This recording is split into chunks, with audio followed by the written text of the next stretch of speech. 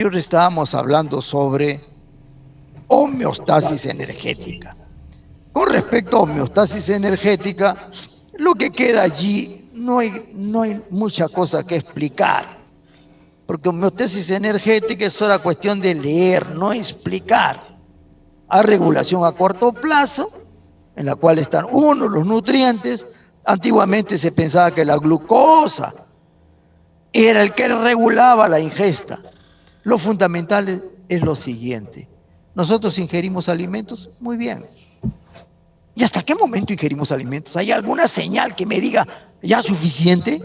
Sí, señores, hay señales a corto plazo y a largo plazo.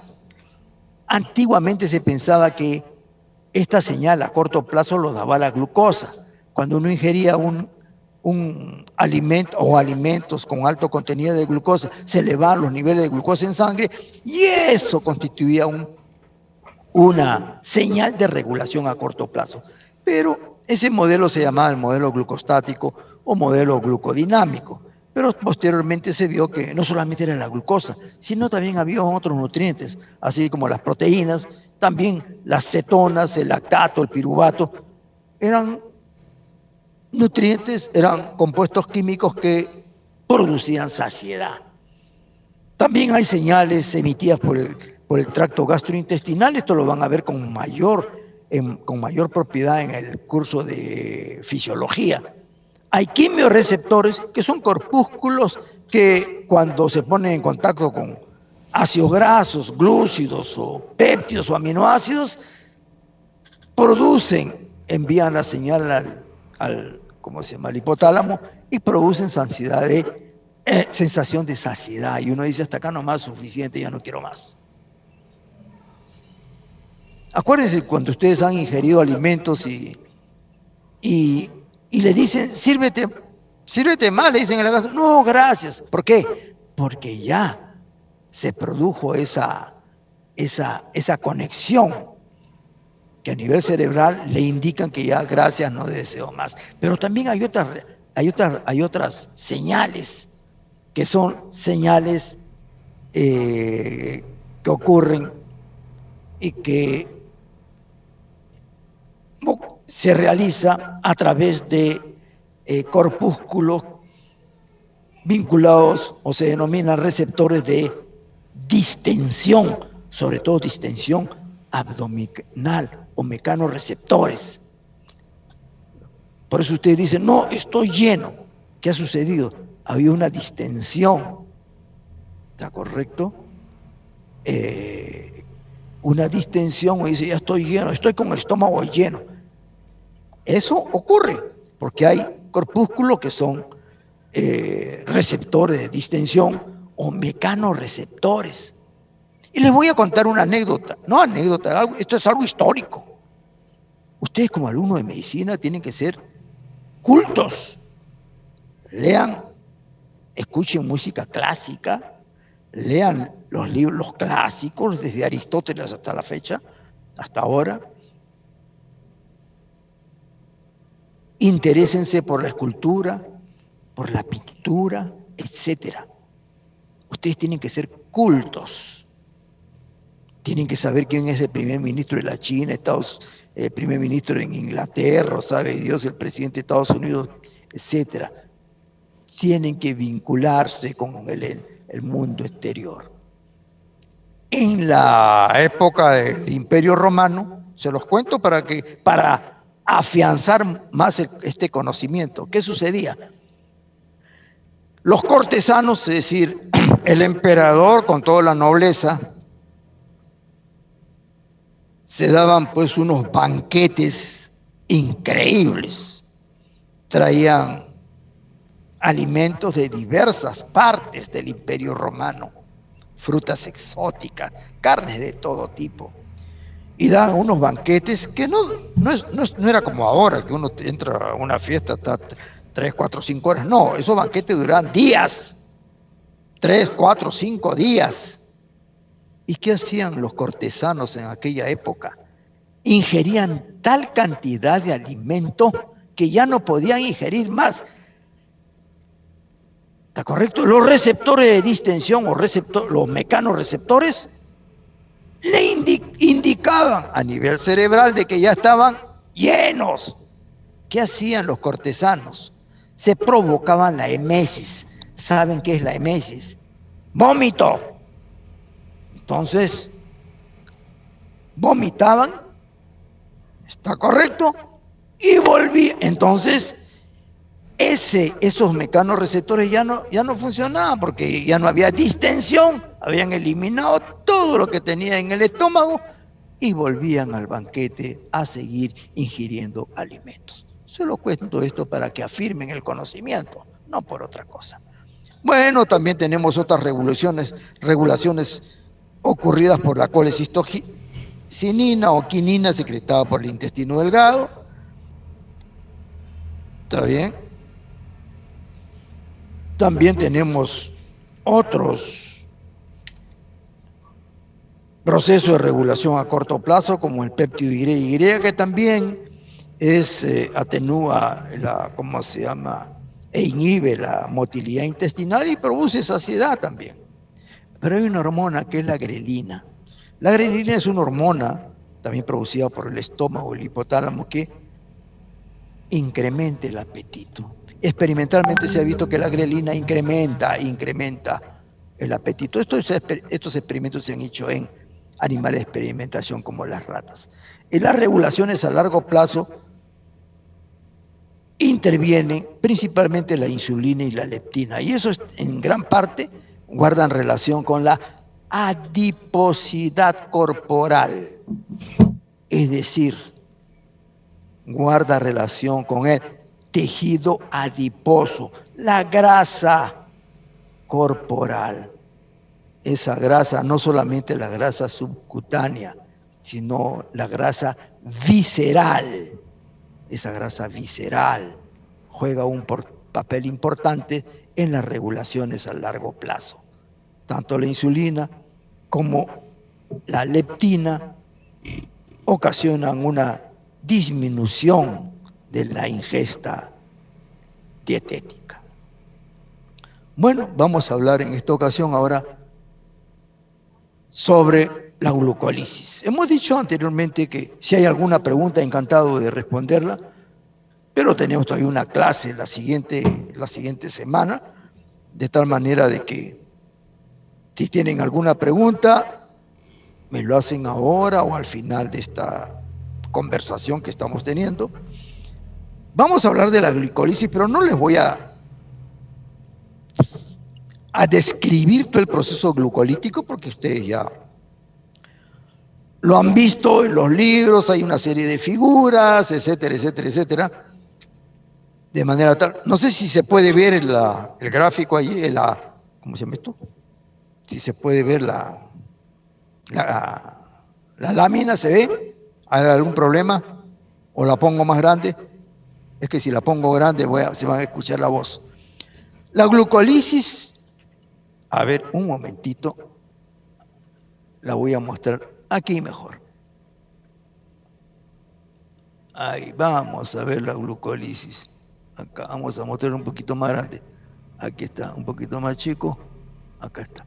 La glucólisis, esta se realiza en todos los tejidos. Esta es una vía metabólica que se produce desde la bacteria hasta el ser humano. De una manera muy similar. Empieza con glucosa y termina con ácido pirúvico o piruvato. Es lo mismo. Desde los microorganismos, llámese Escherichia coli, llámese una hormiga, una cucaracha, un tiburón, un elefante,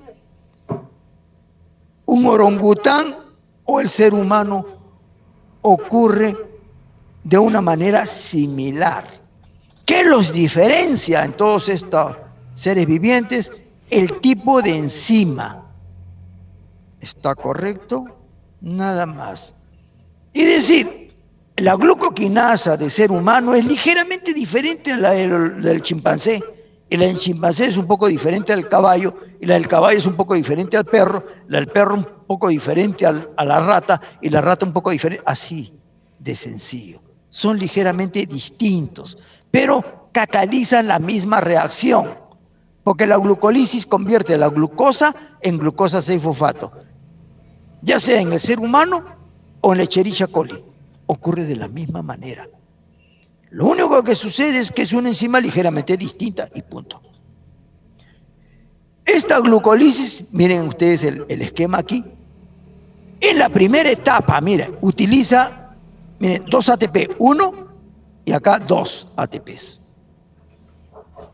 Estos ATPs permiten que el proceso, el primer ATP permite que la glucosa se convierta en glucosa 6-fosfato, que es un metabolito, digamos, metabolizable, que si no se convierte en glucosa 6-fosfato no puede metabolizarse la glucosa. Bien. Esa glucosa 6-fosfato, por acción de la fosfoglucomutasa, se convierte en fructosa 6-fosfato. Y la fructosa 6-fosfato, por acción de la fosfofructoquinasa 1, en fructosa 1,6-bisfosfato. Y esta fructosa 1,6-bisfosfato o difosfato, por acción de la aldolasa, ojo con esta reacción, dihidroxiacetona fosfato a la izquierda y gliceraldehído 3-fosfato a la derecha. Muy bien. Ese dihidroxiacetona fosfato por una isomerasa, que es la triosa fosfato isomerasa, se convierte en gliceraldehído 3-fosfato. La pregunta es, ¿todo el dihidroxiacetona fosfato se convierte en gliceraldehído 3-fosfato? No. Una parte de esta dihidroxiacetona fosfato se convierte en glicerol 3-fosfato. Y ese glicerol 3-fosfato va a ser utilizada para sintetizar triglicéridos. ¿Principalmente dónde? En el hígado principalmente. Esto también ocurre ¿dónde? En el músculo, en el corazón, en el cerebro, prácticamente en casi todos los tejidos, pero con mayor o menor intensidad. ¿Dónde ocurre este proceso con mayor intensidad? En el hígado. Es decir, la síntesis de triglicéridos en el hígado ocurre con mayor intensidad que cualquier otro tejido en el organismo. ¿Ustedes me van a decir el tejido adiposo? No, más que en el tejido adiposo. ¿De acuerdo? Bien. La otra parte, esto es lo que quiero que ustedes comprendan, entiendan. No me relaten toda esta habilidad glucolítica, no me interesa que aprendan de memoria esto. En mi época tuvimos que aprenderlo de memoria, ahora no. Quiero que sepa para qué sirve y punto. Esta dihidroxiacetona fosfato, una parte entonces va a transformarse en glicerol 3-fosfato. ¿Para qué va a servir? Para sintetizar triglicéridos, fosfolípidos. ¿Está bien? Eso vamos a ver en el próximo capítulo. Entonces, fosfolípidos, tales como lecitinas, cefalinas, plasmalógenos, fosfato de inositol, etcétera. Pero principalmente triglicéridos. Y la otra parte, la dihidroxiacetona fosfato, se convierte en gliceraldehído 3-fosfato. Y a partir de este momento, el proceso sigue esta secuencia. Aquí está, miren, el NAD se convierte en NADH, forma el ácido 1,3-difosfolicérico. No les voy a preguntar en el examen, dígame, ¿cómo se llama la enzima que convierte el glicerídeo 3-fosfato en ácido 1,3-difosfolicérico? No, eso no se pregunta. No lo voy a hacer. Bien. Luego yo les voy a ¿cómo se llama? A relatar para que ustedes afiancen un poco el conocimiento. El ácido 1,3-difosfolicérico, miren ustedes, ADP se transforma en ATP por acción del fosfolicerato quinasa y se forma ácido 3-fosfolicerato. Esta fosforilación, porque aquí hay 2 ATP, ¿por qué 2? Porque son 2 moléculas de gliceraldehído, ya que dihidroxiacetona fosfato se ha convertido en gliceraldehído. Ahora tenemos 2 moléculas de gliceraldehído. Entonces se forman 2 NADH. Acá se forman 2 ATP. Esta fosforilación se llama fosforilación a nivel de sustrato, porque existe otra fosforilación, que lo veremos después, que se llama fosforilación oxidativa. ¿Y dónde se produce?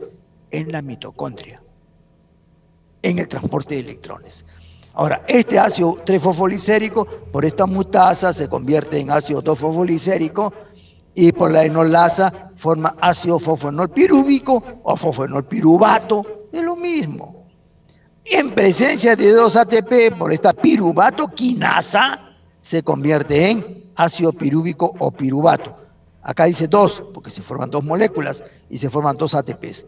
En resumen, 2 más 2 son 4 ATPs. Y aparte de esos 4 ATPs, se han formado ¿cuántos? 2 NADH. ¿Cuántos ATPs se han utilizado? Aquí está, 2. O sea, la formación neta de ATPs en la vía glucolítica es 2, porque se utilizan 2 y se forman 4, entonces 4 menos 2 es 2. Entonces hay una formación de ATPs en la vía glucolítica. Todo este proceso ocurre en ausencia de oxígeno, por eso se llama vía anaeróbica. No está presente el oxígeno.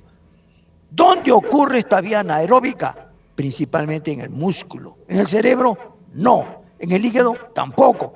¿En el tejido adiposo? Tampoco, etcétera. Tampoco. Principalmente, ¿dónde ocurre? Vuelvo a repetir, en el músculo. ¿En qué situación? Porque van a decir, ¿en el músculo en cualquier momento? No, porque si la persona está de cúbito dorsal, está durmiendo o está acostada viendo televisión, no se produce proceso anaeróbico, no. Yo estoy diciendo acá que en este proceso no interviene el oxígeno, muy bien. Pero después vamos a explicar qué cosa es anaerobiosis y qué cosa es condición aeróbica.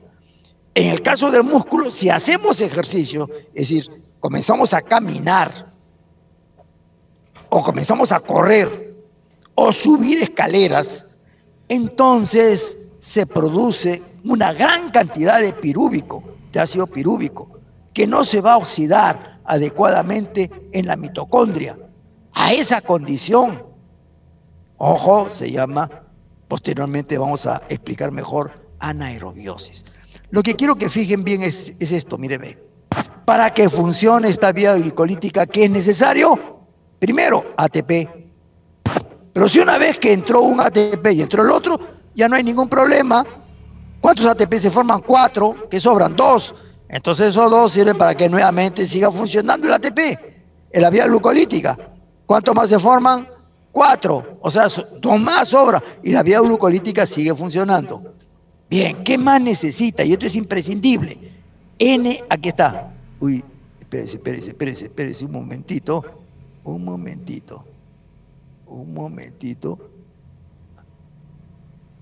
Espérese un momentito.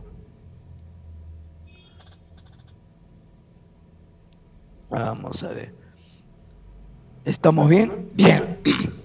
¿Qué más necesita para que funcione la vía glucolítica? NAD. Si se acaba el NAD, la vía glucolítica no funciona. Ese es el concepto primordial, importante. Si se acaba el NAD, no funciona la vía glucolítica. ¿Ese NAD en qué se convierte? En NADH. ¿Y con el NADH funciona la vía glucolítica? No. Eso es lo que quiero que ustedes fijen. No me aprendan estas reacciones, no. Ese NAD es esencial. Punto. Eso es lo que quería que aprendan. Ahora, con respecto, veamos acá. Todo lo que hemos dicho se encuentra aquí. ¿Está correcto? En esta lámina y también se encuentra en esta otra lámina. Acá solamente tiene usted que leer que la exoquinasa son 4 isoenzimas, la 1, 2, 3, 4, que también se llaman ABCD, pero la isoquinasa 1, 2 y 3 se encuentra en prácticamente todos los tejidos. ¿Está bien? Y esa exoquinasa, ojo, puede fosforilar fructosa y lo convierte en fructosa 1-fosfato si es que está en el hígado, o lo convierte en fructosa 6-fosfato si es que está en el músculo. Eso sí tienen que saber, porque eso es fundamental. Eso es la causa de muchas enfermedades, ¿entendido? Por eso enfatizamos nosotros. La manosa, por la exoquinasa, forma manosa 6-fosfato. Y la glucosamina también se fosforila por esta exoquinasa. La glucoquinasa, o sea, la exoquinasa 4, en adelante vamos a decir solamente glucoquinasa, se encuentra casi y exclusivamente en el hígado.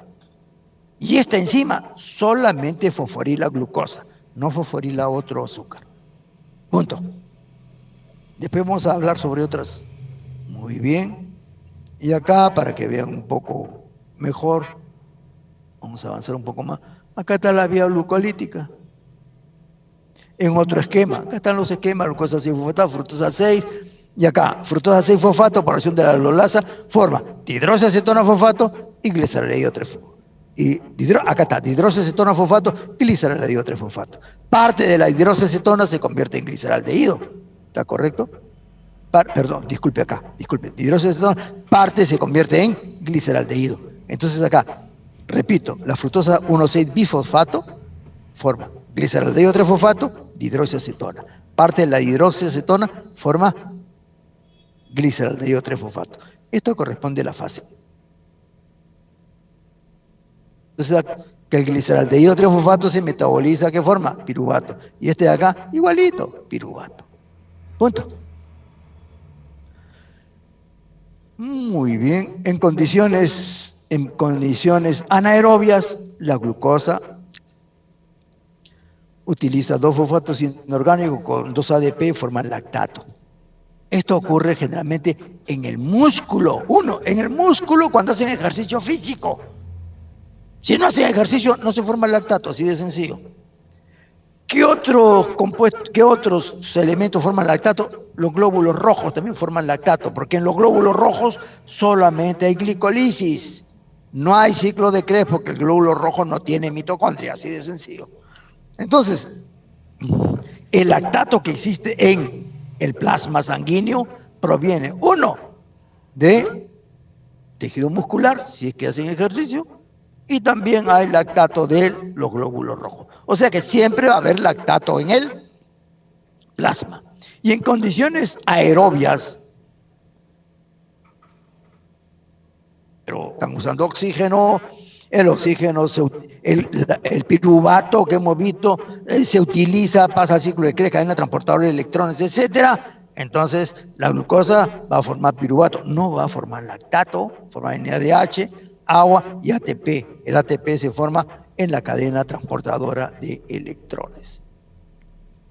Bueno, acá tienen ustedes las lanzaderas. Estas dos las vamos a aplicar acá. ¿Para qué sirven las lanzaderas? Las lanzaderas sirven para regenerar NAD. Hace un momento decíamos nosotros que la vía glucolítica no funcionaba si es que no había NAD. Tiene que haber NAD para que funcione la vía glucolítica. ¿De acuerdo? Bien. Después le voy a colocar otro ejemplo para que fijen mejor la idea. En la vía glucolítica, ¿qué se forma? NADH. Pero yo le dije hace un momento, oye, este NADH tiene que convertirse en NAD. ¿Cómo se convierte en NAD el NADH? Por la lanzadera. Esta es la lanzadera glicerol fosfato. ¿Cómo funciona? Mire, el NADH de la vía glucolítica, acá tenemos dihidroxiacetona fosfato, yo le dije, por el glicerol 3-fosfato, y gliceraldehído 3-fosfato de deshidrogenasa, ¿qué forma? Glicerol 3-fosfato. Perdón, glicerol 3-fosfato de deshidrogenasa forma glicerol 3-fosfato. Y este NAD va para la vía glucolítica, ¿y qué forma? NADH. Y ese NADH, nuevamente, por acción de este glicerol 3-fosfato de deshidrogenasa, ¿qué forma? Glicerol 3-fosfato y NAD para que siga funcionando la vía glucolítica.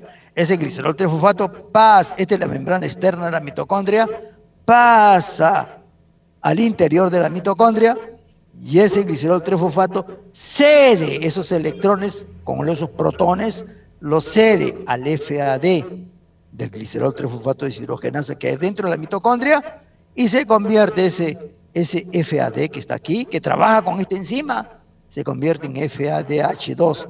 Y ese FADH2 cede los electrones a la cadena transportadora de electrones y va a formar 2 ATP.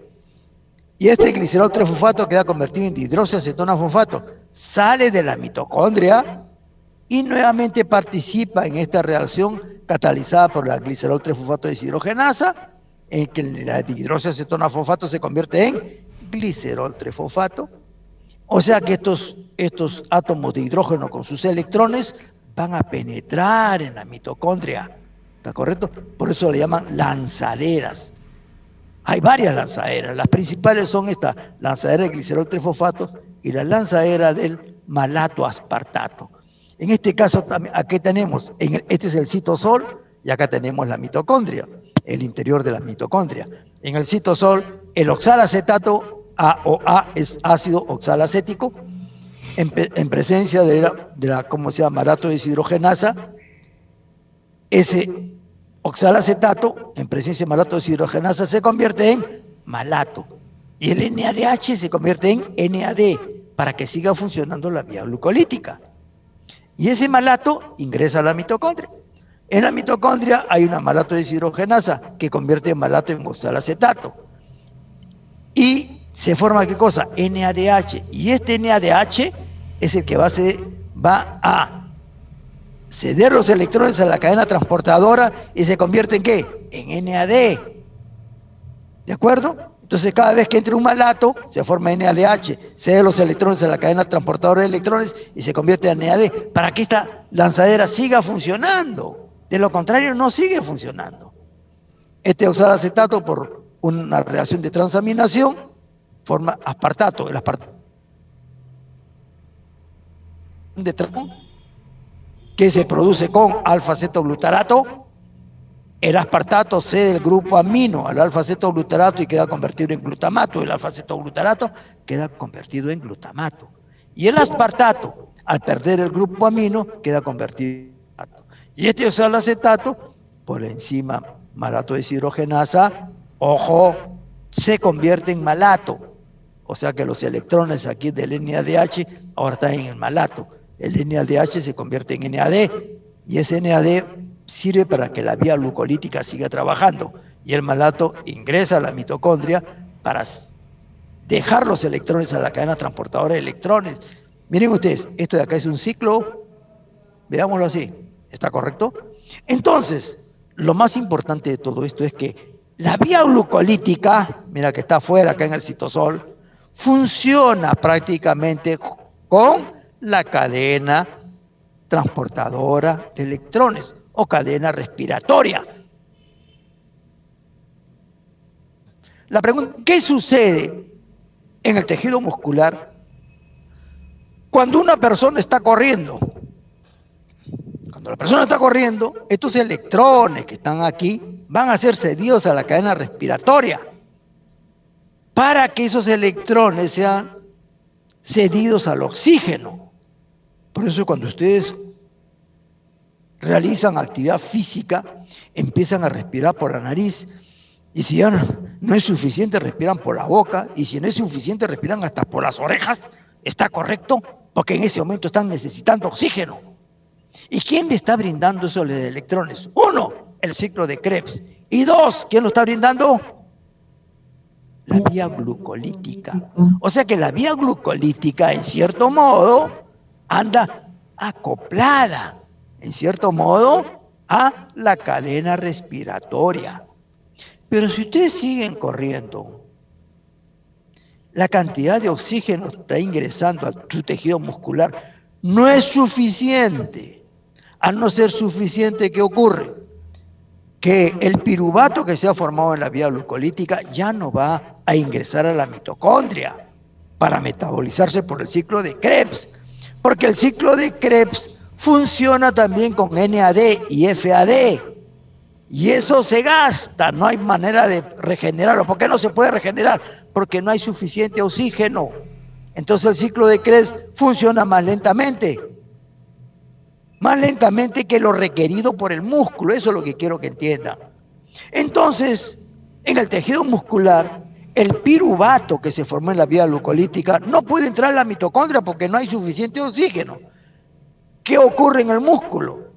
Hay una enzima, lactato deshidrogenasa, que convierte el piruvato en lactato, o sea, ácido láctico. Y ese ácido láctico es que sale al plasma. ¿Y a dónde se dirige? Al hígado. Después vamos a ver eso. Entonces sigamos por aquí. Y acá tenemos Glucólisis en tejido adiposo. ¿Para qué sirve la glucólisis en tejido adiposo? Para sintetizar triglicéridos a partir de hidroxacetona. Porque en el tejido adiposo no existe la enzima gliceroquinasa. Es decir, la enzima que convierte glicerol en glicerol 3-fosfato no existe. Entonces, ¿qué ocurre en el tejido adiposo? Se utiliza dihidroxacetona fosfato para convertirse en glicerol 3-fosfato y posteriormente en síntesis de triglicéridos. Lo cual significa que para que se sintetice triglicéridos en el tejido adiposo es esencial la glucosa. Si no hay glucosa, no se sintetiza. ¿Qué sucede en el tejido muscular? Tejido muscular, como vimos hace un momento, la glucosa por la vía glucolítica se transforma en piruvato. Pero como no puede entrar al ciclo de Krebs porque, ojo, el ciclo de Krebs necesita oxígeno y no hay suficiente oxígeno, el piruvato se convierte en lactato por acción del lactato deshidrogenasa. Entonces el NADH se convierte en NAD para que la vía glucolítica siga funcionando. ¿Qué sucede en el eritrocito?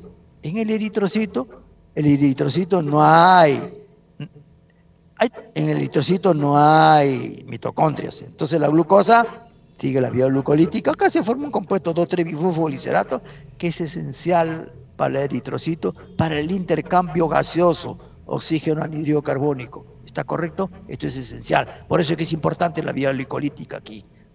Por otro lado, como no hay mitocondria en el eritrocito, el piruvato por la piruvato deshidrogenasa se convierte en lactato. Y este lactato sale del eritrocito, sale del glóbulo rojo y pasa al plasma. ¿Qué ocurre en el hígado? En el hígado ya vimos que la dihidroxacetona fosfato se convierte en glicerol 3-fosfato para sintetizar triglicéridos. Vía glucolítica. Llega lactato al hígado. ¿De dónde proviene? Del tejido muscular y también del eritrocito. Pero ¿cómo se llama? En el hígado no hay anaerobiosis. El hígado no hace anaerobiosis. Lo que hace anaerobiosis es el tejido muscular. Entonces en el hígado hay suficiente NAD para convertir el lactato en NADH y piruvato. El piruvato entra al ciclo de Krebs. Vía ciclo de Krebs, transporte de electrones, todo funciona normalmente en el hígado. En el cerebro también, porque en el cerebro también hay ciclo de Krebs, hay vía glucolítica, no hay ningún problema en el cerebro. Ahora, ¿en el cerebro hay anaerobiosis? Claro que puede haber anaerobiosis. ¿En qué situaciones? Cuando hay un infarto al miocardio, no llega suficiente sangre al cerebro, ¿está correcto? Entonces una parte del cerebro, una zona localizada, ocurre ¿qué cosa? Anaerobiosis. Anaerobiosis, ¿qué significa? No hay suficiente oxígeno. ¿Qué se forma? Lactato. ¿En qué otra situación se forma lactato? Cuando el cirujano entra a sala de operaciones. Tiene su campo operatorio, clampa arterias, no llega sangre. ¿Qué se produce? Isquemia. ¿Qué significa isquemia? Que no llega sangre, no llega oxígeno. ¿Qué se produce si no llega oxígeno? Anaerobiosis. ¿Se forma qué? Lactato. ¿Está correcto? ¿Qué sucede en el cerebro? Solamente piensa. Glucosa, piruvato, ciclo de Krebs, punto. ¿Y para qué sirve el ciclo de Krebs en el cerebro? Porque va a necesitarse en el cerebro energía para la conducción, ¿está correcto? De los mediadores. ¿Está bien? Hay mediadores en el cerebro, como el GABA, con las neuronas GABAérgicas, con la serotonina, las hormonas serotoninérgicas, etc. Y para eso se requiere energía. Acá está regulación de la vía glucolítica, 3 enzimas, exoquinasa, fosfrutoquinasa, piruvatoquinasa. Si yo le pregunto, ¿esas enzimas son micaelianas o alostéricas? Alostéricas. Son enzimas reguladoras. ¿Cuál es la más importante de ellas? La fosfofructoquinasa. Es la más importante. ¿Por qué no la piruvatoquinasa? Porque ya está al final de la vía, no hay ningún problema. Ni la exoquinasa. La isoquinasa también, pero más importante la fosfofrutoquinasa. Muy bien. Creo que acá no hay ningún problema. Ojo, miren, acá solamente voy a mencionar lo siguiente. Regulación de la glucólisis. Se opera a través de la glucosa y enzimas claves, las exoquinasas. Ya hemos visto. Miren, La glucosa 6-fosfato inhibe alostéricamente a las hexoquinasas 1, 2 y 3, pero no inhibe a la glucoquinasa. ¿Entendido? Muy bien. Otro aspecto que es importante. Esta glucoquinasa es una enzima alostérica, es inducible. Cuando nosotros ingerimos alimentos, por ejemplo hoy día, pobremente hoy día, que hemos ingerido hoy día, nuestra ensalada, una ensalada rusa pobremente, nuestro arroz con un bistec, un lomo fino, filet mignon, con 2 huevos fritos, nuestro plátano frito, y nuestra gaseosa, y una torta selva negra, pobremente. ¿Qué sucede? Se libera insulina. En ese momento, ¿qué hace la insulina? A nivel hepático, induce la síntesis de glucoquinasa. ¿Está correcto? ¿Para qué? Para que entre rápidamente la glucosa al hígado y no se eleve demasiado los niveles de glucosa. La insulina tiene que regular esa glucosa. ¿Y qué hace a nivel muscular? A nivel muscular moviliza GLUT4, que es un transportador de glucosa. Miren ustedes que un ser humano de unos 70 kilos, 75 kilos, ¿qué cantidad de tejido muscular tiene? Más o menos 30, 32, 35 kilos, dependiendo de la persona. Son 30 kilos de masa muscular que va a captar glucosa. Véanlo de esa manera. ¿Está correcto? ¿Por qué motivo la glucosa en nuestro organismo no se va a elevar demasiado si es que nos referimos a una persona normal? La fosfofrutoquinasa tiene efectores. ¿Por qué efectores? ¿Qué son los efectores? Moduladores. ¿Qué son? ¿Por qué? Porque la enzima es alostérica. Efectores negativos, cuando hay mucho ATP, AMP cíclico. Ojo, citrato. Ojo, citrato. AMP cíclico, ¿por qué? Este AMP cíclico, cuando, después que ingerimos alimentos, ¿estará elevado? No, porque esto lo forma ¿quién? El glucagón. La insulina no. Y el glucagón activa ¿qué cosa? Adenilciclasa, para que el ATP se convierta en AMP cíclico. Son efectores negativos. Entonces, cuando recién ingerimos alimentos, no hay mucho AMP cíclico, pero sí citrato. Ojo con el citrato. La fructosa 6-fosfato, fructosa 1,6-bifosfato, etcétera, ¿qué hacen? Activa, son moduladores positivos de esta enzima, fosfofructoquinasa 1. Y hay otra enzima que cataliza la reacción en dirección opuesta, y eso ocurre en la fase posabsortiva o en el ayuno, que es la fructosa 1,6-bisfosfatasa, que es... Y acá tenemos, ¿cómo se forma la fructosa 2,6-bifosfato? Por la fosfofructoquinasa 2. Esto que está en rojo acá ocurre ¿en qué fase? Postprandial, después de haber ingerido nuestro pobre almuercito de hoy día. ¿Estamos bien? Pero a medida que dejamos de ingerir alimentos, esta fructosa 2,6-bifosfato forma fructosa 6-fosfato para después fructosa 1,6-bifosfato. Esta enzima cataliza ambas reacciones. Bueno, ya, esto es lo mismo que hemos dicho anteriormente. Acá tenemos a la piruvatoquinasa. Miren ustedes que miren lo que dice aquí. La conformación activa está estabilizada por fosfonol piruvato, fructosa 1,6-bisfosfato. ¿Y en qué momento se forma fructosa 1,6-bifosfato? En la fase postprandial. Son moduladores positivos de la piruvatoquinasa. Oye, si son moduladores, ¿qué significa? Que son enzimas alostéricas. ¿Qué hacen? Regulan. ¿Qué tipo de reacción catalizan? Esto es lo importante. Reacciones irreversibles. Cuando hablemos de gluconeogénesis, acuérdense de piruvatoquinasa. Y esto se van a acordar porque en mi última clase voy a hablar de piruvatoquinasa. Porque la última clase es integración metabólica. ¿Está correcto? Bien. Acuérdense, la alanina, piruvato de ATP, inhiben, son moduladores negativos. Y vamos a ver nosotros que en la fase gluconeogénica, la alanina inhibe a esta enzima. Eso tienen que saberlo. Vayan a sus libros, léanlo allí. No hay ninguna universidad en el mundo que te enseñe todo esto. Ni en pregrado ni en posgrado. No hay manera, no hay forma. Es imposible hacerlo. Las universidades solamente fijan sendas.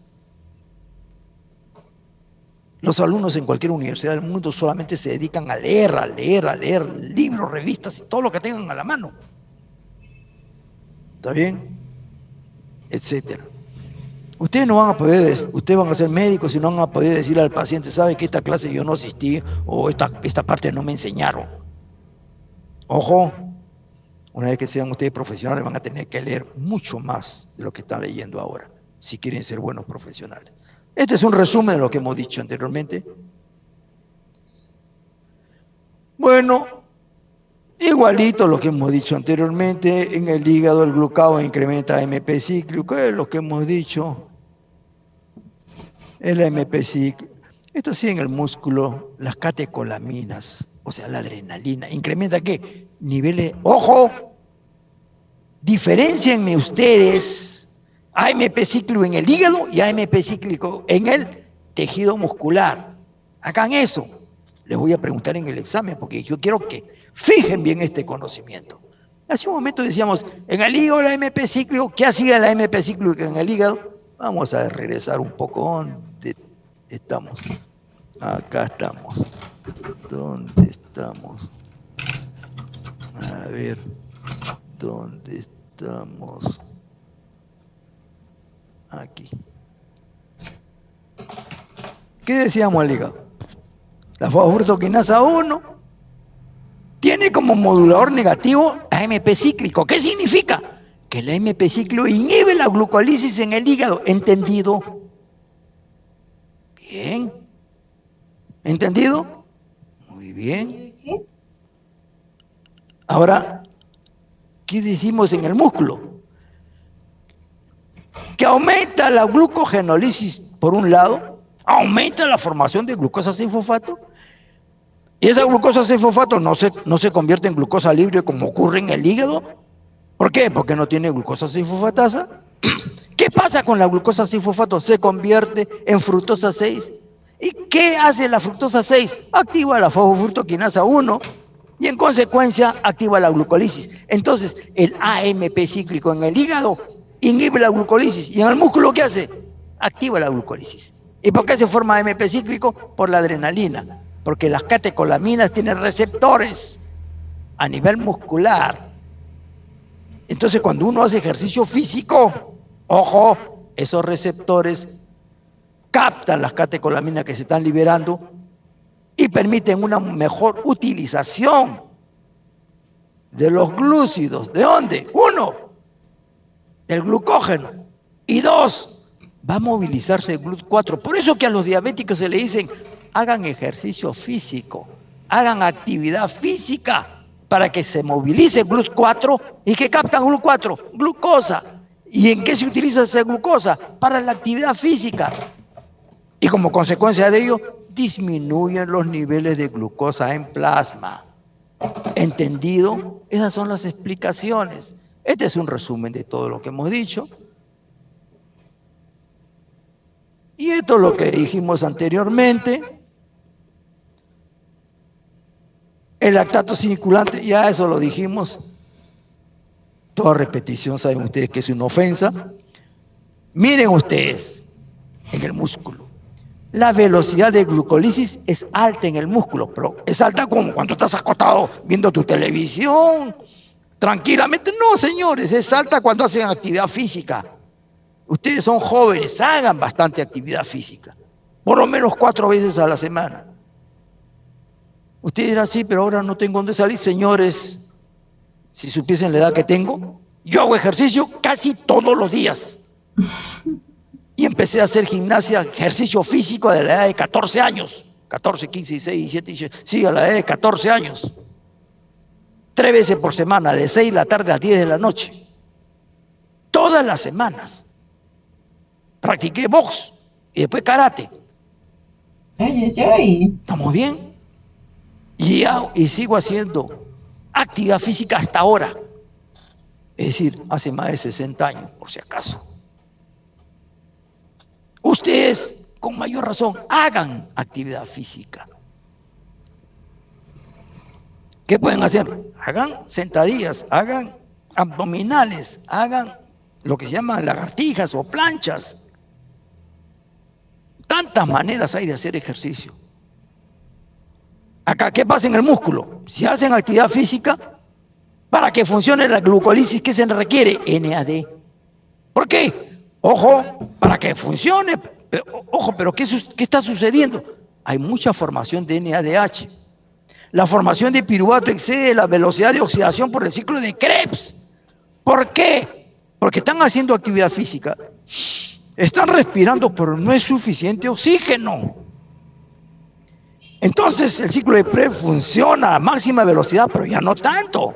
¿Está correcto? Entonces no es suficiente. Y ustedes me dicen, ¿y las lanzaderas? ¿La lanzadera de qué depende? Del oxígeno. Y el ciclo de Krebs también del oxígeno. ¿Por cuyo motivo? La vía glucolítica ¿de qué depende? Del oxígeno, en cierto modo. Entonces, ¿qué sucede con el piruvato de la glucólisis? No ingresa a la mitocondria y es transformado en lactato por la lactato deshidrogenasa. Ese lactato que se ha formado no puede ser utilizado por tejido muscular. ¿Por qué? Porque para que ese lactato sea utilizado por el tejido muscular tiene que haber bastante NAD. ¿Está bien? Y no hay NAD. Hay bastante, ¿qué cosa? NADH. Entonces el lactato pasa al plasma. ¿Entendido? Bien. En el hígado, ¿qué pasa con ese lactato? En el hígado hay bastante NAD. Con la lactato deshidrogenasa forma piruvato más NADH. Pero en el hígado no hay ningún problema. ¿Por qué? Porque no hay anaerobiosis. Así de sencillo. Esto es resumen. No lo voy a explicar, sería una ofensa. Esto también, acá. En rojo niveles de glucosa y en azul niveles de insulina. Ingieren glucosa, se libera insulina. ¿Está correcto? No ingieren glucosa, baja también la insulina, así de sencillo. Vía de los ácidos urónicos. ¿Dónde funcionan los ácidos urónicos? Casi en todos los tejidos. Pero con mayor intensidad, ¿dónde? En el hígado. En el músculo también, corazón también. Todos ellos funcionan. ¿A partir de qué? De glucosa. Glucosa 6-fosfato, glucosa 1-fosfato, UDP glucosa con una deshidrogenasa forma UDP glucuronato. ¿Y eso sirve para qué? Para sintetizar con tritinsulfatos, ácido hialurónico y heparina, que son polímeros, polisacáridos complejos, que como dicen forma parte del cemento intercelular. Pero otra cosa importante, en el hígado, la formación de glucurónidos. ¿Qué cosas son los glucurónidos? Los glucurónidos son sustancias que se forman como consecuencia de la función desintoxicante del hígado. Por ejemplo, ingerimos un medicamento. Ese medicamento tiene que eliminarse por la orina. Pero para eliminarse por la orina, ese medicamento por lo general es poco soluble. ¿Qué hace el hígado? Le liga el medicamento 1 o 2 ácidos glucurónidos, ¿está bien? Y lo torna más soluble. Y como consecuencia de ello puede eliminarse muy fácilmente por la orina. ¿Está correcto? Por eso es importante los glucurónidos.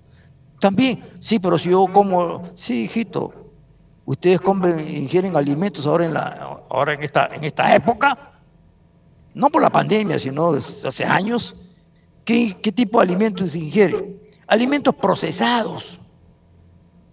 ¿Y esos alimentos procesados qué tienen? Tienen colorantes, saborizantes, preservantes, una serie, y esos son compuestos químicos de síntesis, tóxicos, y que el organismo tiene que eliminarlos. Y para eliminarlos, uno de los mecanismos es uniendo ácido glucurónico para tornarlo más soluble y serán eliminados por la orina. Aquí tenemos la vía de las pentosas. Esta vía ocurre con mayor intensidad. ¿En qué fase? La postprandial. Apenas ingieres alimento, viene la glucosa por exoquinasa, forma glucosa 6-fosfato, 6-fosfoglucuronato. ¿Qué se forma? NADPH. Se forma 6-fosfogluconato y acá forma ribulosa 5-fosfato. ¿Qué se forma? NADPH. ¿Para qué sirve este NADPH? Para todas las reacciones de sintéticas. ¿Quiere sintetizar ácidos grasos? Necesita NPH. ¿Quiere sintetizar colesterol? Necesita NADPH. ¿Quiere sintetizar hormonas? Necesita NADPH. ¿Quiere, etcétera, etcétera? Sintetizar proteínas? Necesitas NAD. Las reacciones biosintéticas necesitan NADPH. ¿Está correcto? Muy bien. Otra importancia de esta bendita vía es que forma ribosa 5-fosfato. ¿Y para qué se usa la ribosa 5-fosfato? Para la síntesis de ácidos nucleicos. Por eso que es importante esta vía de las pentosas. Y también tiene esta vía de las pentosas relación con otras vías, con la vía glucolítica, por ejemplo.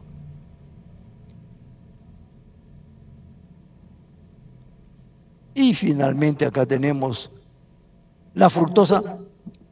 De esta vamos a hablar después, creo.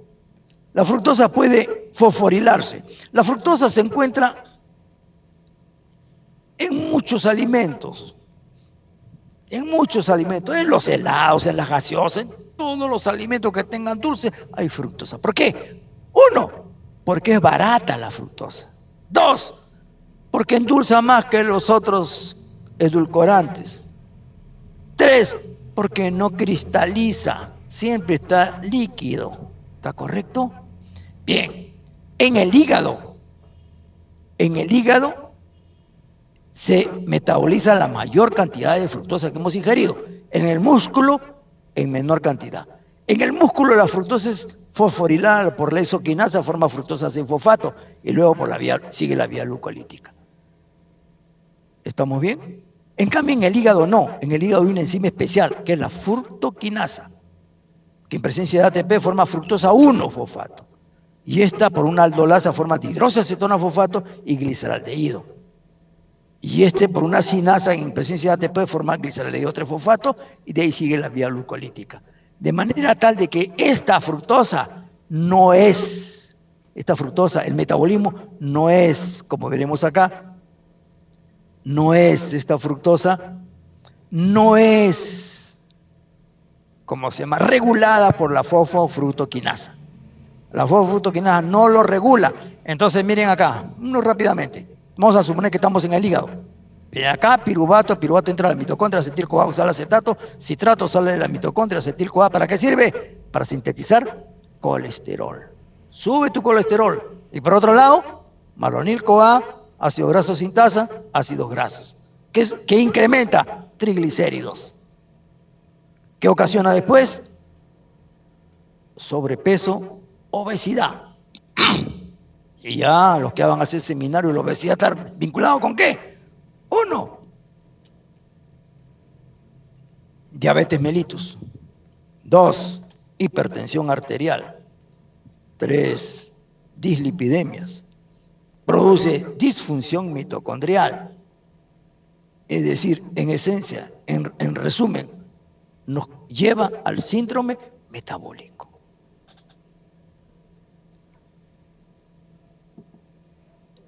Acá tenemos biosíntesis de lactosa. Uy, creo que nos hemos pasado uno. No hay problema. Acá está la galactosa que ingerimos en la dieta, forma galactosa 1-fosfato. Y por una, no voy a preguntarle si tenemos galactosa 1-fosfato uridiltransferasa, no. Esta galactosa 1-fosfato, miren, lo que quiero que vean en esto, fijen esto. Reacciona con la UDP glucosa. ¿Y qué forma? UDP galactosa más glucosa 1-fosfato. ¿Y eso qué importancia tiene? Que en la glándula mamaria, esa UDP galactosa, ¿está correcto? En presencia de la lactosa sintetasa y una molécula de glucosa, ¿qué forma? Lactosa. ¿Dónde se forma? En la glándula mamaria de las madres lactantes. Así se forma la lactosa. Y acá terminamos. Con esta terminamos. Miren, esto era no era para confundir a nadie, solamente para lo siguiente. Nosotros ingerimos en nuestros alimentos, acá a la derecha arriba, galactosa. ¿Dónde está la galactosa? En la leche. Acá abajo, al lado derecho, manosa. ¿Dónde encontramos la manosa? En las frutas. Acá a la izquierda arriba tenemos trealosa. ¿Dónde encontramos trealosa? En las frutas. llámese manzana, naranja, ahí se encuentra trealosa. Y esa por acción de la trealasa forma glucosa. Acá tenemos sucrosa, por acción de la sacarasa forma glucosa y fructosa. Luego ingerimos lactosa, por acción de la lactasa, ¿qué forma? Glucosa y forma galactosa. Esto es una especie así de síntesis de todos los tipos de carbohidratos que nosotros ingerimos en la dieta, no es por otra cosa. Entonces, si me dicen, ¿cómo se metaboliza la galactosa? ¿De dónde viene la galactosa? Acá de la lactosa. Y no nos interesa, no se aprendan todas estas reacciones, no. Lo único que queremos que sepan es lo siguiente. Miren, la galactosa forma UDP. Léanlo nomás. UDP galactosa se transforma en UDP glucosa, como vimos anteriormente, y la UDP glucosa en glucosa 1-fosfato. Y por una mutasa, glucosa 6-fosfato. O sea, vía glucolítica. Eso es lo que quiero que vean. Entonces la galactosa entra a la vía glucolítica. Oye, y la trealosa que viene con la fruta, ¿qué forman? Glucosa. Esoquinasa, glucosa 6-fosfato. Y yo ingerí frutas, manosa. Con la isoquinasa, manosa 6-fosfato, y después fructosa 6-fosfato, vía glucolítica. Y la glucosa de acá, que venía con la sacarosa, vía glucolítica. Y la fructosa, vía glucolítica. Y esta fructosa va a depender. Ojo, entra a la vía glucolítica, pero depende. ¿Dónde estás? ¿Dónde estás metabolizando? ¿Músculo o hígado? Músculo, entra por acá. Miren, por aquí. Hígado, músculo, entra por aquí. Exoquinasa, músculo, forma fructosa 6-fosfato. Muy bien. Acá hay una enzima reguladora. Si estamos en el hígado, miren, acá está la enzima reguladora, fructoquinasa 1, acá. Pero si la fructosa se metaboliza en el hígado, miren acá, fructoquinasa, fructosa 1-fosfato, o la fructosa 1-fosfato aldolasa, hidroxiacetona fosfato y gliceraldehído, por una triosa-quinasa ATP, gliceraldehído 3-fosfato. O sea, no va a ser regulada si se metaboliza en el hígado. ¿Por qué? Porque el regulador está acá atrás, no está acá adelante. Entonces, si ustedes ingieren bastante fructosa, van a sintetizar bastante grasa, bastante ácidos grasos, ¿de acuerdo? Y van a formar también bastante ácido úrico, porque están utilizando, miren, ATP, y ese ATP se convierte en ADP, AMP, etcétera, al final forma ácido úrico. ¿Por cuyo motivo? Si tienen ustedes un paciente que tiene gota metabólica, es decir, tiene, ojo, en el plasma circulando altos contenidos de ácido úrico, díganle que no tomen gaseosa, que no tomen helados, esos alimentos que tienen bastante azúcar. No, miel de abeja tampoco es un veneno para ellos. ¿Por qué? Porque esa fructosa va a utilizar bastante ATP y esto se convierte en ácido úrico, y exacerba el cuadro de un paciente que tiene gota metabólica. ¿Estamos bien? Si tienen alguna pregunta, yo desearía que ustedes vayan, lean sus libros, lean libros ahí. En Clinical Case tienen todo tipo de libros ahí. Que en mi época solamente teníamos el de Harper y el de Laguna, nada más, no existían otros libros. Se llama química biológica se llama, y el de Laguna se llamaba bioquímica. Esos son los únicos libros que eran unos libros de principiante, que ahora no se utiliza porque naturalmente los conocimientos han crecido una barbaridad. Bueno, señores, es todo lo que tenía que explicarles ahora, hoy. Gracias a Dios que tenemos estas clases de tipo sincrónico que permiten poder explicar de una manera más apropiada y con algo más de profundidad algunos temas. Yo desearía que la próxima clase me traigan unas preguntas para conversarlo. No deseo que alguien muestre que sabe mucho. Aquel que cree que sabe es un ignorante y no sabe nada. Tenemos que tener nuestra mente abierta al conocimiento. Y lean todos los días. Nunca dejen de leer. Jamás en la vida.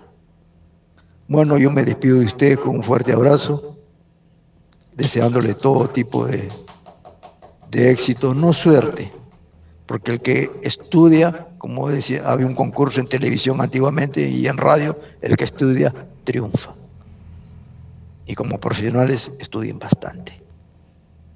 ¿Está bien? Ingeniera Casaño, ¿está a la mano?